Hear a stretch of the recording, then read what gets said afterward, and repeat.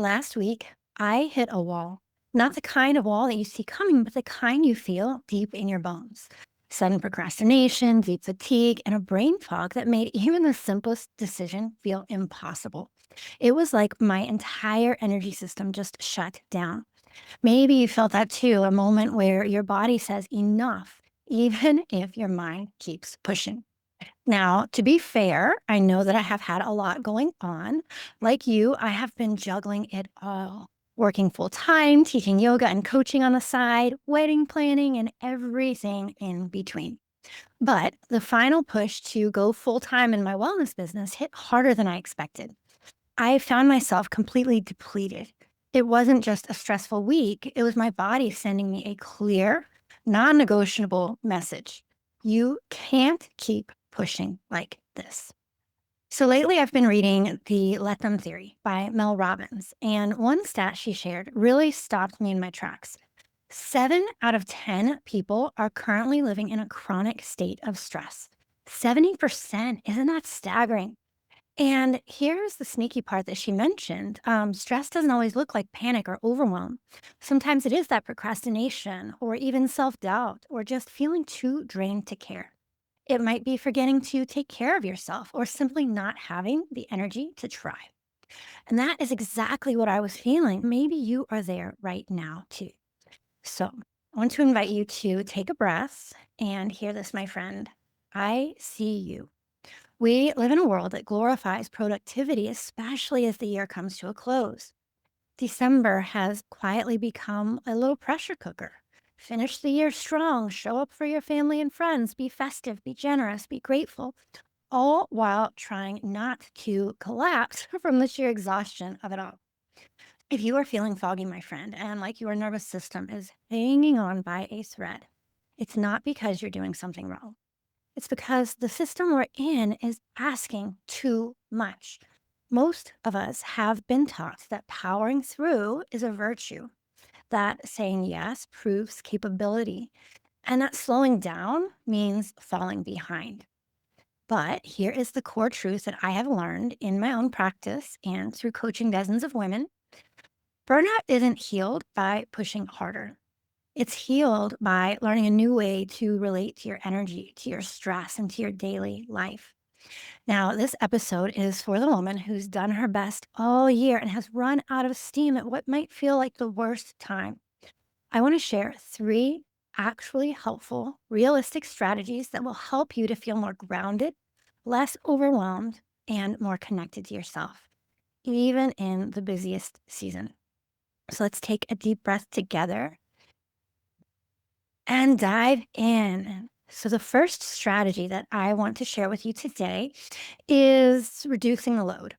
What do I mean by that? Well, we're not going to recover from burnout by tacking on more self care tasks. We recover by changing our relationship with pressure and expectations.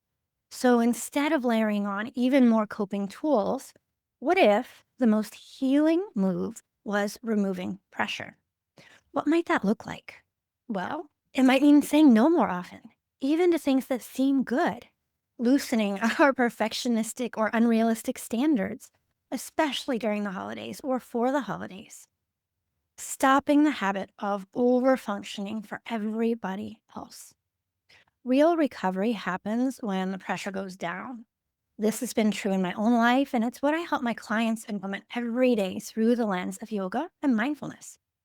So here's what we can try. Use practices like yoga, like mindfulness, not as another task on your to do list, but as tools to actively regulate your nervous system and restore a signal of safety inside your body. That might look like fewer commitments instead of better time management. I've taken all the time management classes, my friends. Sometimes we truly just need fewer commitments. Gentle movement. Instead of high intensity workouts that deplete you further, maybe you need some time to slow down.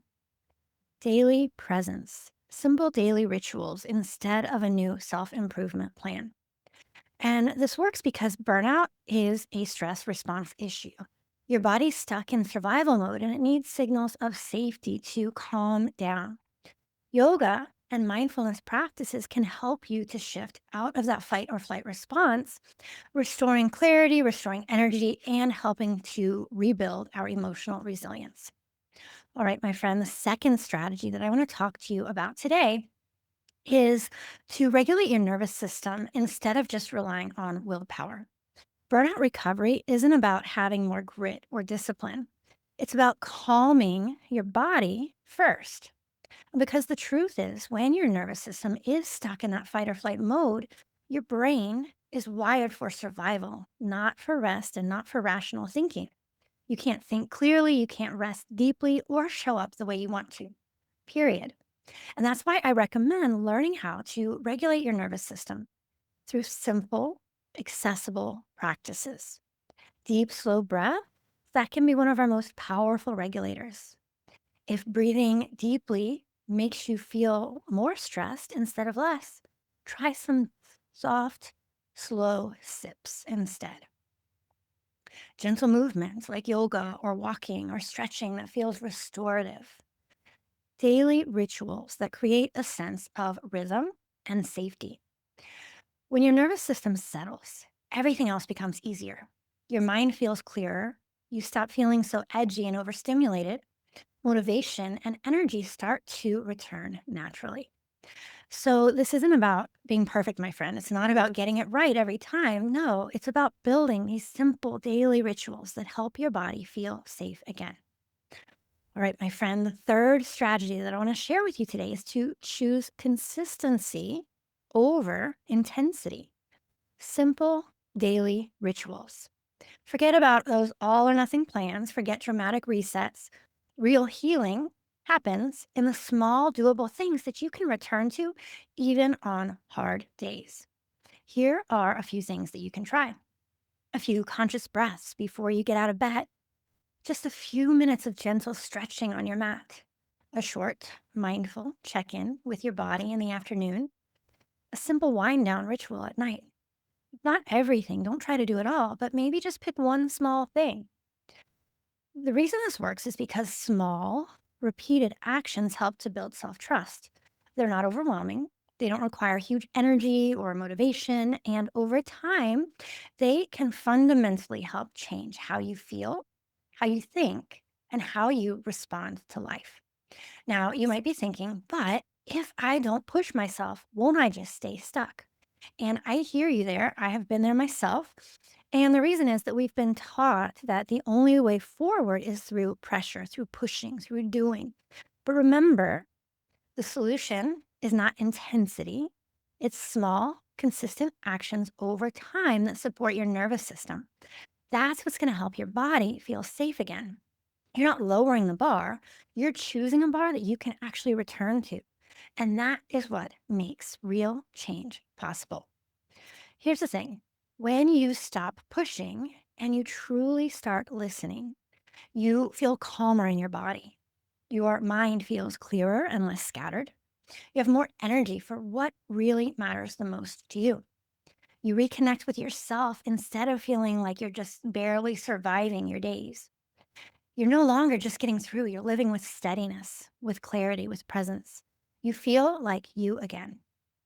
So, before we wrap up, let's quickly recap the three essential strategies for managing year end burnout and stepping into gentle self support. The first strategy I shared is reducing the load instead of just adding more coping tools. Our healing journey begins when we can reduce some of that pressure. So, an invitation to use your mindfulness, your yoga practices, not as another task, not as one more thing on your to do list, but instead as a tool to actively say no and to restore safety in your body. The second strategy we covered is regulating your nervous system before relying on willpower. Calm your body first. You might do that using deep breaths, gentle movement, and simple daily rituals to help shift out of fight or flight mode. And then strategy three, choosing consistency over intensity. Forget the dramatic resets. Focus on small, doable, consistent actions that you can return to time and time again. It's about building self trust, not pushing harder. Remember, my friend, the path back to feeling like yourself is paved with gentleness and consistency, not force. So if you are ready for more support, my friend, if this is resonating, know that you don't have to figure this out alone. Inside my stress course for women, you will build calm, one doable ritual at a time. Now, this is not about doing more, it's about learning how to slow down in ways that help you feel better. So, if you are ready to feel grounded, energized, and more like yourself again, click the link in the show notes to join. And if now's not the right time, that's okay too. Just take one small thing from today's episode and put it into practice because real change begins with gentleness, not with force. You've got this. Stay tuned for the next episode where we'll be talking about how to start the new year with mindful intentions instead of the high pressure resolutions. Hope to see you there. Thanks for listening to Radiantly Rooted with Rachel. If this episode brought you a little more clarity, grounding, or inspiration, I'd love it if you shared it with a friend or left a quick review. It really helps more women find this space and feel supported on their own path. And if you are craving more soulful support, head on over to rachelhupp.com to join my email list. That's where I send free resources, gentle guidance, and invitations to go deeper. Until next time, trust yourself and root in to what matters. Because the life you want, it starts by coming back home to you.